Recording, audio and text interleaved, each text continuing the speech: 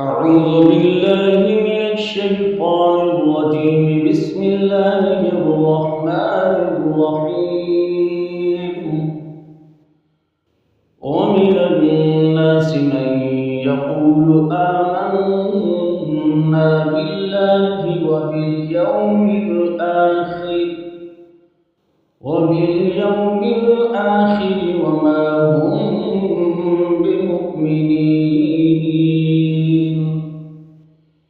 يخادعون الله والذين آمنوا وما يخدعون إلا أنفسهم وما يشعرون. صدق الله العظيم. آج کی اگلی دو آیات کا تجوید کے مطابق اجرا ہوگا. جو قواعد میرے ذہن میں آئے میں ساتھ ساتھ بتاتا جاؤں گا. شروع کرتے ہیں. وَمِنَ النَّاسِ واو زبر وا. اب اس کا مخرج معلوم کرنا ہے تو دیکھیے کہ وا ہونٹوں سے ادا ہو رہا ہے. واو زبر وا. تو آپ نے مخرج پیچھے ویڈیوز میں سنا ہوگا کہ واو زبر وا یہ واو متحرک ہے.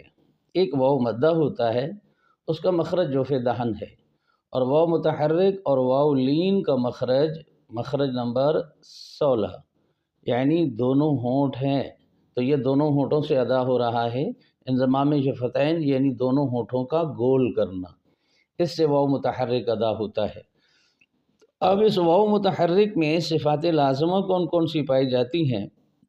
اس میں پہلی صفت جہر، دوسری ہے رخوت، تیسری ہے استفعال، چوتھی ہے انفتاح، پانچویں ہے اسمات اور چھٹی ہے لین. اب یہ پانچ صفات تو ہر حال میں ہر حرف میں پائی جاتی ہیں. پانچ صفات لازمہ جو ہے، اور 7 صفات غیر متضادہ جو ہیں ان میں سے کبھی کسی حرف میں کوئی صفت ہوگی کبھی نہیں ہوگی. جیسے ابھی جو لازمہ صفات میں پہلی 10 میں سے 5 ان کا ذکر، اور آخر میں جو لین ہے وہ غیر متضادہ میں سے ہے، یعنی اس کا الٹ نہیں ہے. تو جو 10 صفات ہیں یہ ایک دوسرے کے الٹ ہیں، ایک صفت ہوگی دوسری نہیں ہوگی. تو آخری جو 7 ہیں ان میں سے کبھی کسی حرف میں کوئی صفت پائی جائے گی کبھی نہیں پائی جائے گی.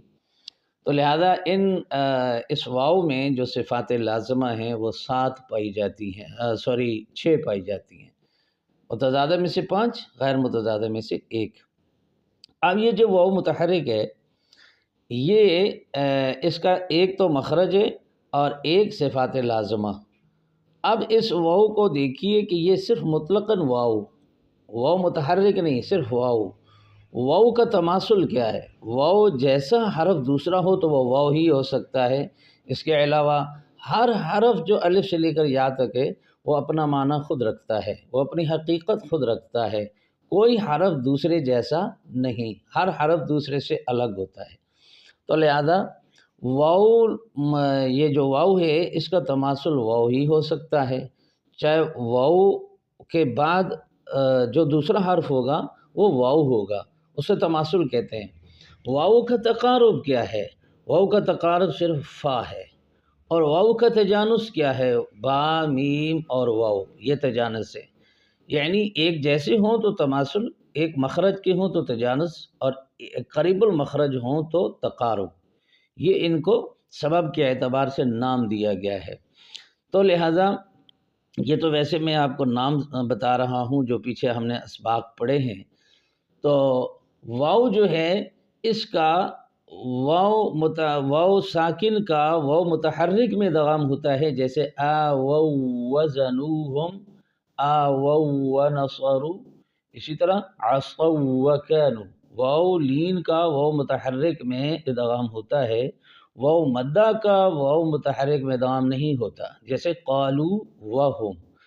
تو اس انداز سے اور بھی الفاظ آ سکتے ہیں. لہذا واو کے بارے میں ہم نے تھوڑا بہت یہ اجرا کر لیا. تو اسی طرح ہر حرف کے بارے میں اسی طرح آپ اجرا کریں کہ ایک حرف لے لیں، اس کا مخرج ہو، پھر اسے صفات نکالیں، پھر اسے آپ دیکھیں کہ اس کا کس کس میں ادغام ہوتا ہے، یعنی ایک دماغ ہے، اسے وسیع کرنا ہے، سبق کا اجرا کرنا ہے۔ وَمِنَ النَّاسِ، اب وَمِنَ النَّاسِ، نون کے ساتھ ٹچ ہو رہی ہے، جیسے وَمِنَ النَّاسِ۔ اب اگر وَمِن پر وقف کریں تو آگے کلمہ شروع ہوگا النَّاسِ۔ تو النَّاسِ جو ہے یہ لام تعریف کا ادغام ہے۔ میں نے پہلے ادغام کے بیان میں پڑھایا تھا کہ لام تعریف کے کتنے قواعد ہیں؟ تو دو قاعدے ہیں لام تعریف کے، ایک لام تعریف کا اظہار ہے، دوسرا لام تعریف کا ادغام ہے۔ تو لام تعریف کا جو اظہار ہے وہ لام تعریف کے بعد 14 حروف قمریہ میں سے کوئی حرف آ جائے، جیسے ابغی حجک وخف عقیمہ، یہ 14 حروف قمریہ ہیں، تو یہ اگر لام تعریف کے بعد آ جائیں تو لام تعریف کا اظہار ہوتا ہے۔ اب یہ جو الناس میں لام کے بعد نون آیا ہے، ایک تو اس کا تعلق تقارب کی نسبت سے ہے، لیکن یہ یاد رکھیے کہ عام حالت میں نون کے بعد لام آ جائے تو ادغام ہوتا ہے، لام کے بعد نون آ جائے تو ادغام نہیں ہوتا، جیسے وجعلنا، قلنا وغیرہ۔ لیکن الناس میں جو لام تعریف کا اظہار یا ادغام کا قاعدہ ہے، یہ ایک اپنا معنی خود رکھتا ہے، اس کا تعلق اس اظہار اور ادغام کے ساتھ نہیں ہے، لام تعریف کا اپنا اظہار اور اپنا ادغام ہے۔ لہذا الناس میں جو لام کا ادغام نون میں ہوا ہے، یہ لام تعریف کی نسبت سے ہوا ہے، اور لام تعریف ہوتا ہی وہ ہے جو کلمہ کے شروع میں الف لام کی شکل میں آئے، جیسے الملک، القدوس، السلام۔ ابھی دیکھو الملک میں لام کے بعد میم ہے، تو لام کا میم میں ابغی حجک وخف عقیمہ، عقیمہ میں میم موجود ہے، تو جہاں حروف قمریہ آئیں گے تو وہاں اظہار ہوگا، یعنی لام کا ادغام میم میں نہیں ہو سکتا کیونکہ یہ حروف قمریہ میں سے ہے۔ تو 14 حروف دماغ میں رکھنے، ابغی حجک وخف عقیمہ، اور ایک حرف الف بھی ہے، وہ تو خیر لام تعریف کے بعد آ نہیں سکتا، لہذا ویسے ذہن میں رکھنا ہے۔ تو یہ 15 حروف جو ہیں وہ لام تعریف کے بعد اگر آئیں گے تو اظہار ہوگا، ادغام نہیں ہوگا۔ ان کے علاوہ کوئی حرف آئے گا تو ادغام ہوگا، جیسے الناس میں لام کے بعد نون ہے تو لام تعریف کا ادغام ہے، اور اس ادغام کو ادغام شمسی کہتے ہیں۔ وَمِنَ النَّاسِ مَن يَقُولُ، نون کا یا میں ادغام ہوا ہے، جیسے من یقول، نون یا میں داخل ہوا ہے۔ تو اب دیکھیے کہ نون کے بعد یا ہے، یہ تماثل بھی نہیں ہے، نون کے بعد یا ہے، یہ تجانس بھی نہیں ہے، نون کے بعد یا ہے تو تقارب ہے، تیسرا سبب کہ کیا یہ قریب المخرج ہیں یا قریب الصفات ہیں، تو لہذا قریب المخرج میں قوف اور کاف، لام نون را، یہ قریب المخرج ہیں۔ اب اگر یہ نہیں ہے تو پھر یاد رکھیے کہ جو ادغام ہو رہا ہے، اب اسے غور سے دیکھیں کہ نہ تماثل ہو، نہ تجانس ہو، نہ قریب المخرج ہو، تو پھر یاد رکھ لیے قریب الصفات کی وجہ سے ہوگا۔ تو اب من یقول میں جو نون کا یا میں ادغام ہوا ہے، یہ قریب الصفات ہونے کی وجہ سے ہوگا ہے۔ اب نون یا میں داخل ہوا تو ادغام ہے، اب نون ساکن ہے یا متحرک ہے تو یہ صغیر ہے، کیونکہ میں ساتھ تعریف کے مطابق نام بتا رہا ہوں۔ تو اسی طرح آگے یہ قریب الصفات ہے تو تقارب ہے، نون کا صفت غنہ باقی ہے تو ناقص ہے۔ تو اب یہ جو اس کا حکم ہے وہ جائز ہے کہ آپ اس کا ادغام کر سکتے ہیں۔ تو لہذا من یقول میں جو ادغام ہوا ہے، ادغام صغیر متقارب ناقص جائز۔ وَمِنَ النَّاسِ مَن يَقُولُ آمَنَّا، میں الف مدہ ہے، ایک الف کھڑا کرنا ہے، امنا نہیں کرنا، آمنا۔ تو مننا میں نون کا مشدد غنہ ہے، نا میں الف مدہ ہے، آمنا باللہ، باللہ میں اللہ کا لام باریک ہے، کیونکہ اللہ کے لام سے پہلے با کے نیچے زیر ہے۔ وَمَا هُم بِمُؤْمِنِينَ، وَمَا هُم بِمُؤْمِنِينَ۔ اب وما ہم میں جو غنہ ہم نے کیا، اس غنے کا نام ہے اخفاء شفوی، کہ میم ساکن کے بعد با آ رہا ہے۔ تو میم ساکن کے 3 قاعدے میں نے پڑھائے تھے، ایک میم ساکن کا ادغام، ایک میم ساکن کا اظہار، اور ایک میم ساکن کا اخفاء۔ تو یہاں اخفاء ہو رہا ہے، نیم ساکن کے بعد میم ساکن کے بعد با آ جائے پورے قرآن پاک میں، تو جہاں بھی آئے گا مگر میم کے بعد آئے تو اس کا نام اخفاء شفوی ہوگا، وہاں ایک الف غنہ کریں گے۔ بِمُؤْمِنِينَ، تو یہ مد عارض وقفی ہے۔ اگر یہاں ہم وقف کریں گے، سانس لیں گے، تو ادھر مد عارض وقفی ہے۔ مد عارض وقفی کی تعریف یہ ہے کہ حالت وقف میں حروف مدہ کے بعد سکون عارض آ جائے۔ تو بِمُؤْمِنِينَ میں اب دیکھیے کہ میں یہاں آپ کو لکھ کے دے دیتا ہوں، بِمُؤْمِنِينَ، بِمُؤْمِنِينَ۔ اب یہاں پر وقف کریں گے تو یہ جو کلمہ ہے نا، یہ اب ادھر دیکھیے یا مدہ ہے، یہ یا مدہ کے بعد نون پر سکون عارض ہے۔ سکون عارض کہتے ہیں حالت وقف میں آپ آخری حرف کو ساکن کر دیں، اسے سکون عارض کہتے ہیں۔ لیکن سکون عارض مثال ملک ہے، ملک، آپ یہاں پہ وقف کرتے ہیں مالکی ہے، تو یہاں پہ آپ وقف کرتے ہیں تو کاف کے نیچے زیر آپ ختم کر رہے ہیں، یہ بھی سکون عارض ہے، مگر اس سے قبل مدہ نہیں ہے۔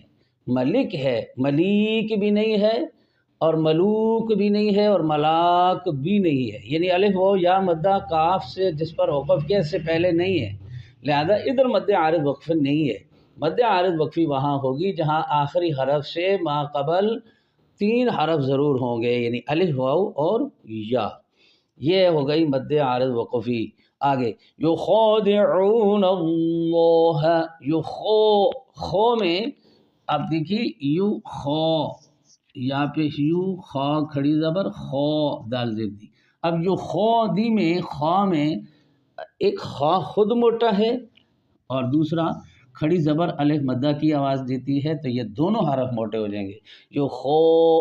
اب آپ یو خا نہیں کریں گے کہ خا تو آپ نے موٹا پڑھا اور الف کو آپ نے باریک پڑھ دیا، لہٰذا موٹے حرف کے ساتھ جہاں بھی الف آئے گی، چاہے کھڑی زبر کی شکل میں آئے چاہے الف خود لکھا ہوا ہو، تو ان دونوں کو موٹا آپ نے پڑھنا ہے۔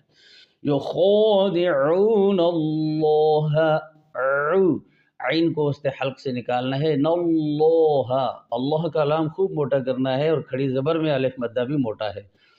یخادعون اللہ والذین آمنوا، آمنوا، اب آمنو نہیں کرنا، نو یعنی ناک سے آواز نہیں نکالنی وہ مدہ کی، جیسے ابھی ایک لفظ ہے نا آمنو، اب یہ وہ مدہ ہے، وہ مدہ کا تعلق جوف دہن ہے، اور پھر ہونٹوں کو گول کر کے آپ نون کی پیش کو واضح کریں، آمنو۔